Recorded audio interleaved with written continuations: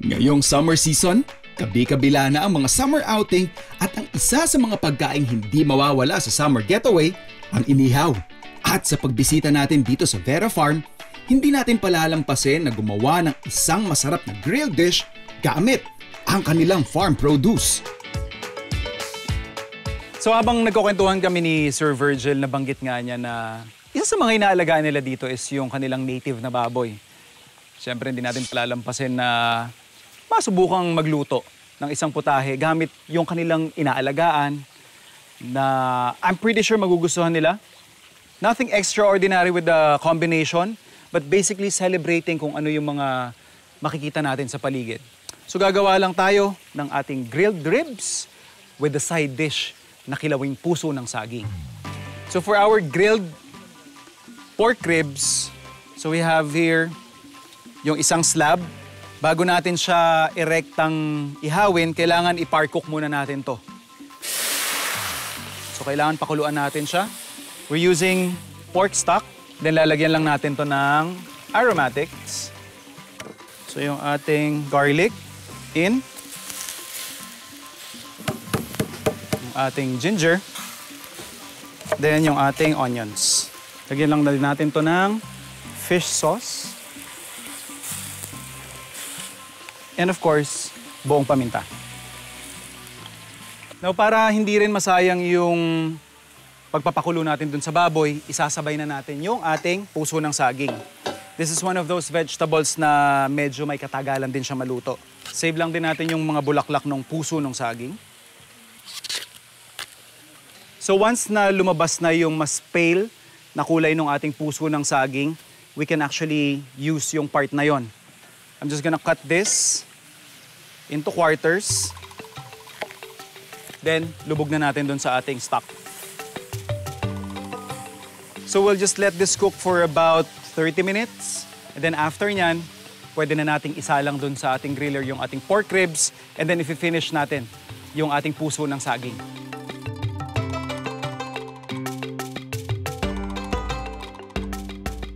So, napakuluan na natin yung ating ribs. Slow cook lang yan. And then, pinalamig ko rin muna para mas madali natin siyang maigigrill. Tanggalin lang natin yung ating puso ng saging din. Again, for our side dish.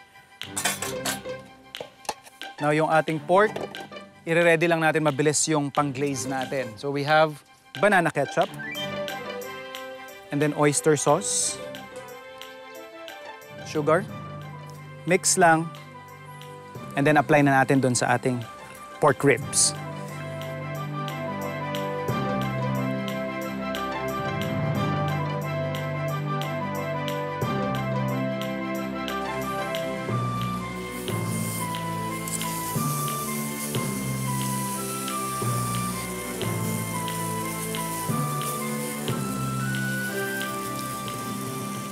Okay.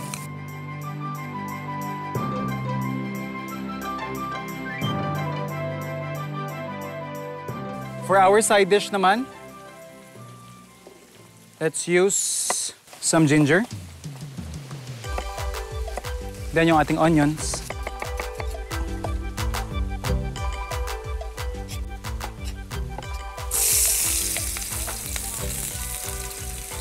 Then yung ating puso ng saging. Vinegar. And then yung stock nung pinagpakuluan ng ating pork. Satisfied na ako dun sa timpla nung ating side dish. Sakto na rin yung pagkakagrill ng ating pork. Pwede na tayo mag-serve. Matapos ang mahigit isang oras, luto na ang putahe na pwedeng-pwede niyong gawin sa mga summer outing nyo. Thank you po. Ito, sir. Thank you, sir. Yan. Ito rin po ang side dish, syempre. Tingnan natin kung babagay ba. Thank you.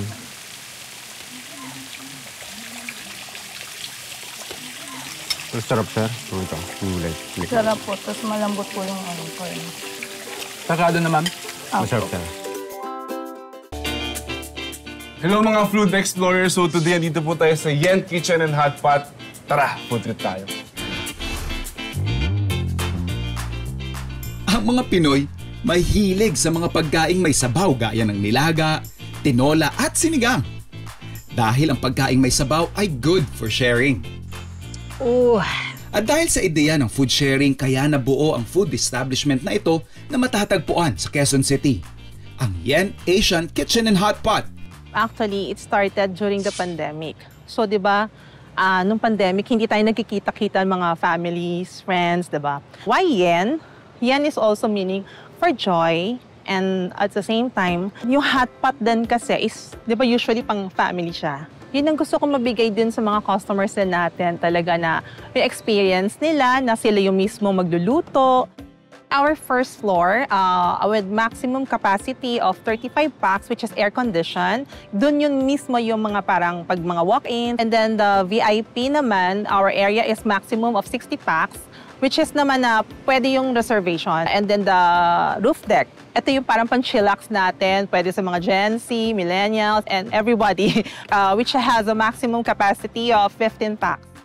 Our food is traditional Filipino-Chinese cuisine. But the thing is, we use premium and authentic ingredients. Basically, dun yung pinagkaiba natin, no?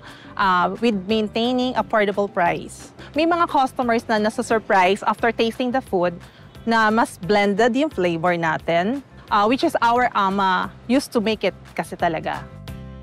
Bago tikman ni Kimson ang mga putaheng inihain nila dito sa Yen Asian Kitchen and Hot Pot, makikigulo muna siya sa loob ng kusina para tingnan kung paano inihahanda ang staple Chinese dish na birthday noodles. Atras lang tayo konti. So usually, chef, talagang fine-fry siya sa mantika. Akala ko all this time, pag niluluto siya, ini-steam siya. Kasi malambot siya pag lumalabas lagi, di ba? Nga, tumatalsik na.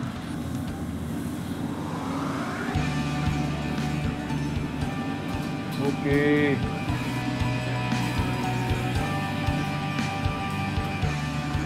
Yan na siya, chef. So parang kanina, kung fina-fried mo siya, para lang mas ano siya, makapal, kinakain, mas crunchy. Okay, gets. Parang bango na, nararamdaman mo na yung bango. So wala mo ng diet today, no?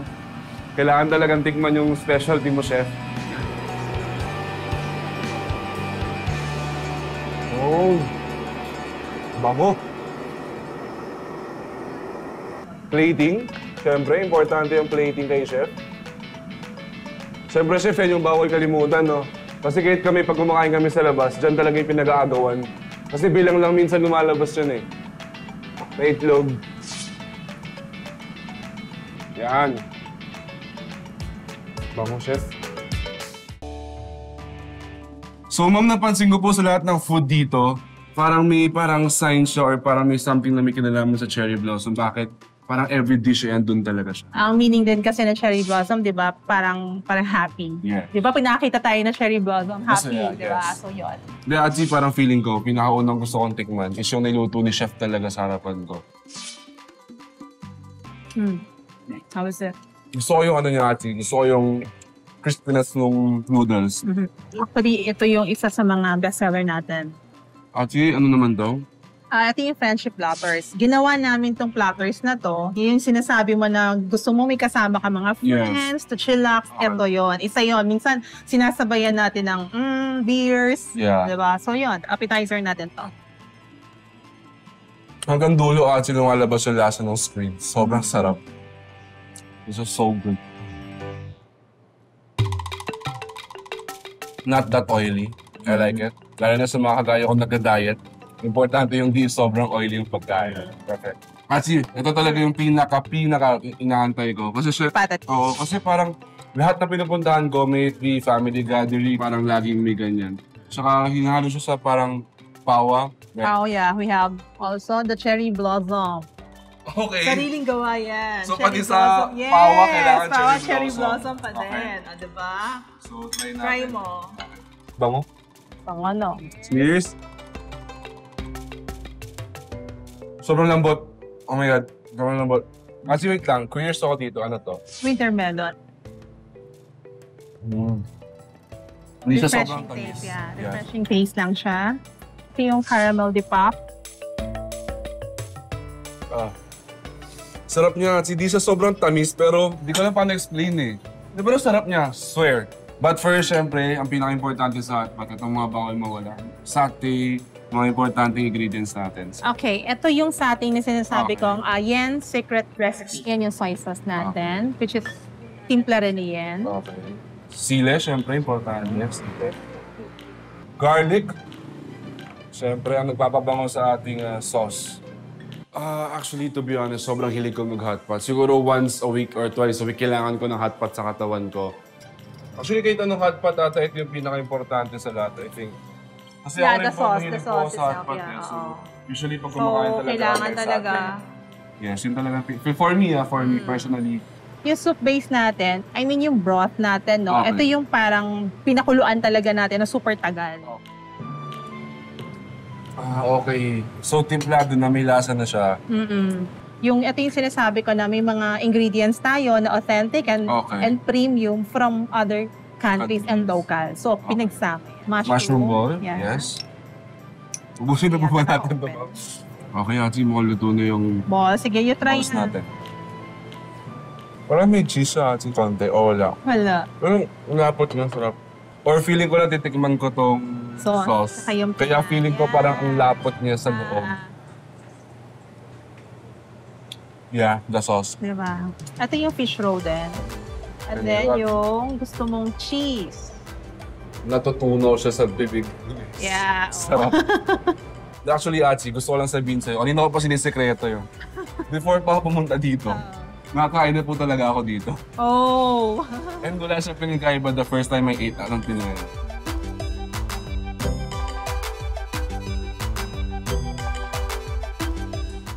Sa mga nagdaang episode ng Rap sa Ruleta Cooking Showdown, ang mga celebrity guests natin ang nagluto ng mga putahe at ako ang uhusga. Ngayon, kakaibang Rap sa Ruleta Cooking Showdown na naman ang gagawin natin dahil this time, isang chef ang makakalaban ko sa isang cook-off. At yan ay walang iba kundi ang social media star at celebrity chef na si Chef Elite.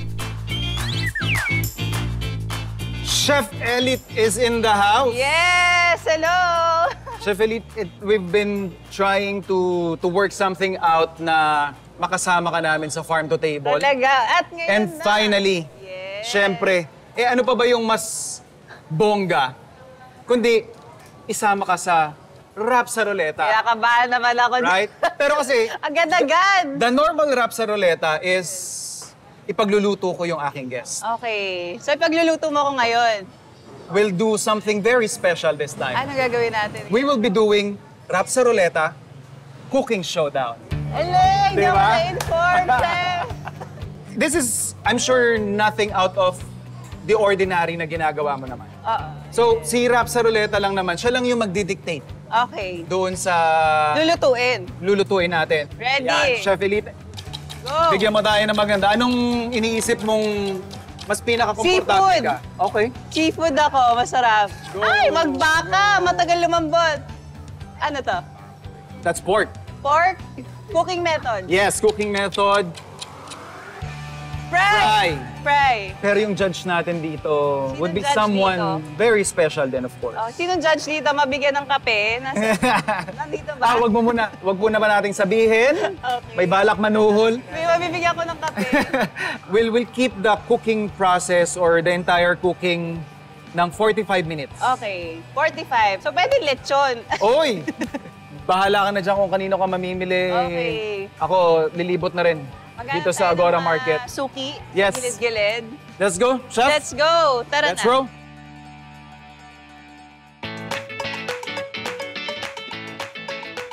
Na kayo. Kinakabahan ako. Si Chef JR ba naman yung kalaban ko? Teka, naisip ko parang mas masarap dito. Hi po! Magandang umaga! Chef Elite po. Hello po. Kumamay po ako, baka maka-discount ako sa inyo. Tulungan niyo po ako at magluluto po ako ng salt and pepper pork or sweet and sour pork. Sweet and sour. Yes. Carrots. Carrots.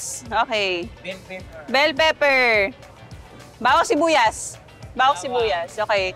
Bawang, sibuyas. Ang ganda naman ng mga gulay mo, Tay. Bagong-bago, ah. Thank you. At saka, pengi akong asin. Ayan. Paminta. Anong klase? Durog. Semi-durog. Simi. Semi. Ayan. Semi-durog kasi tawag sa palengke. Semi-durog na paminta. Ayan. Bell pepper. Pengi pa po akong green bell pepper. Ayan. Green bell pepper. Onion leeks meron? Meron. Pengi pa akong onion leeks. So. Nalilito na si tatay. Ano ba ito? Ang gulo naman itong bumibili na to. Ayan. Wow! Sobrang fresh.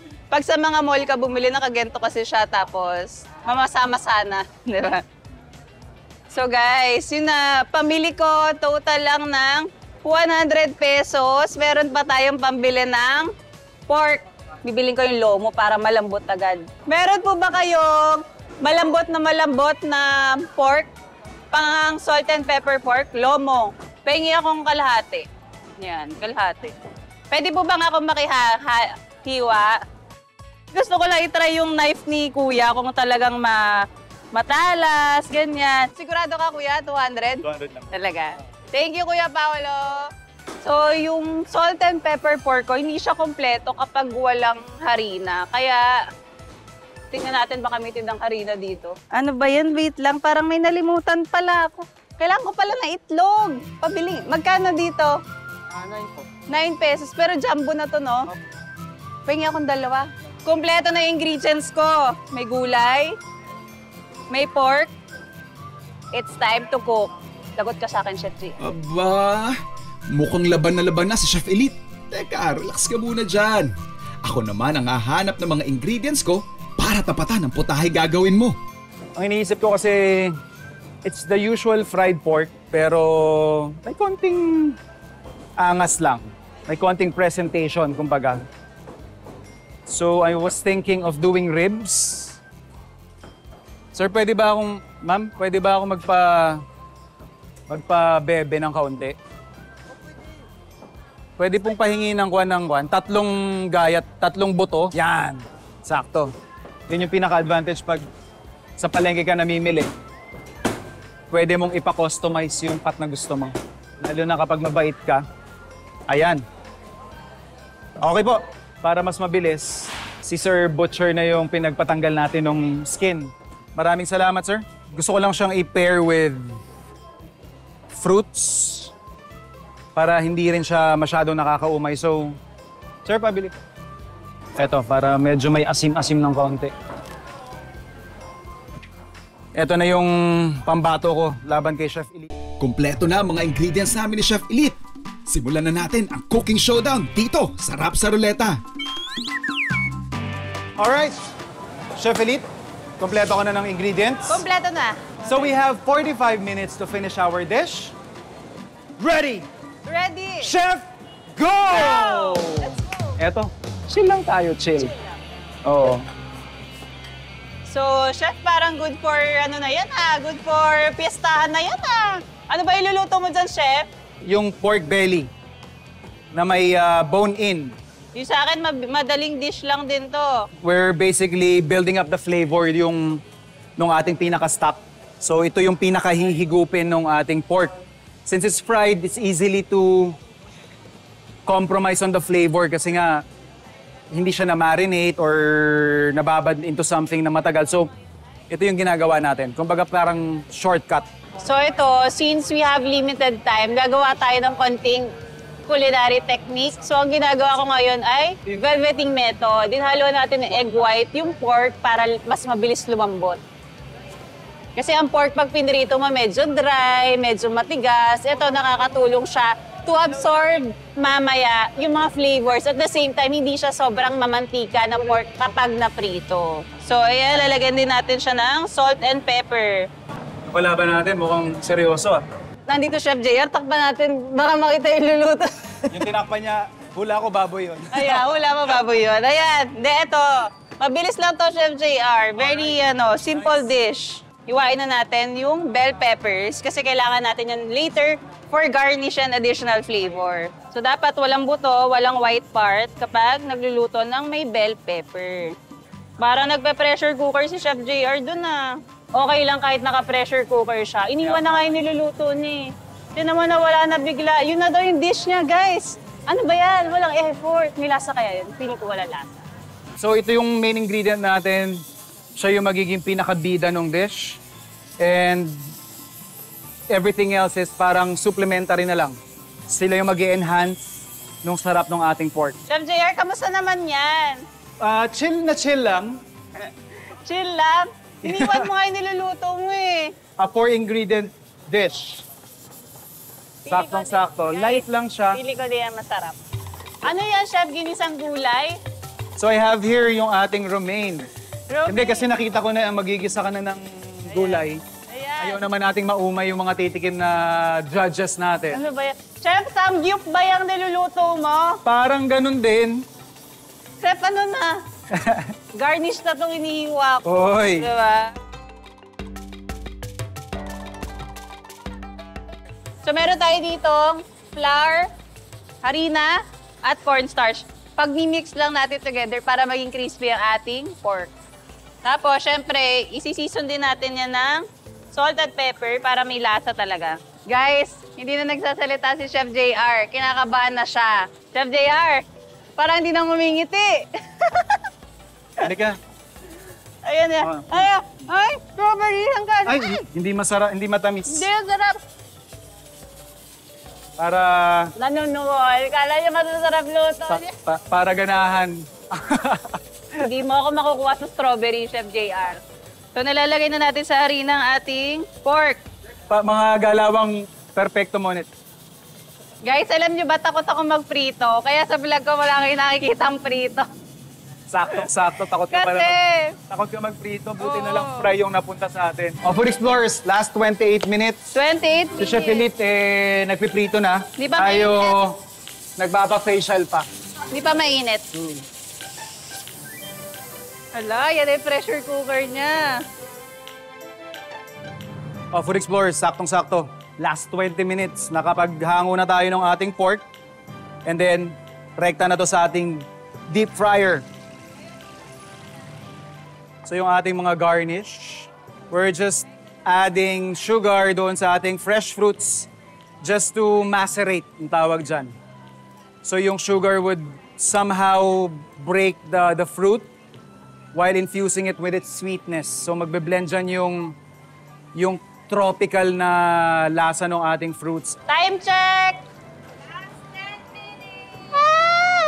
So sakto, last 10 minutes, yung kaninang marami nang nagawa, parang natataranta na ngayon.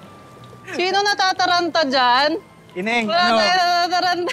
Lagyan natin yung pork. And then we add more pepper. Dahil salt and pepper nga. And then, magpe-plate na tayo. Matapos ang 45 minutes na bardagulan sa pagluluto, tapos na ang mga inihanda naming putahe ni Chef Elite. Oras na para husgahan ang mga putaheng ginawa namin. Chef Elite, sabi ko sa'yo, special yung ating judge eh. Oh, Dahil sabi nung rap sa ruleta natin, pork. Siyempre, we have to call in a pork expert, ayan na nga ba? Tita Remy. Tita Remy, mamimili po kayo kung alin dyan ang masarap. Hindi po namin sabihin ni Chef JR kung Kung sino alin po- ang luto niya at Yes. alin ang luto ko. Para wala tayong bias. Isama niyo po yung yung ibang ingredients. Ano po ang inyong masasabi sa unang dish na tinikman ninyo? Okay naman. Ang masarap na.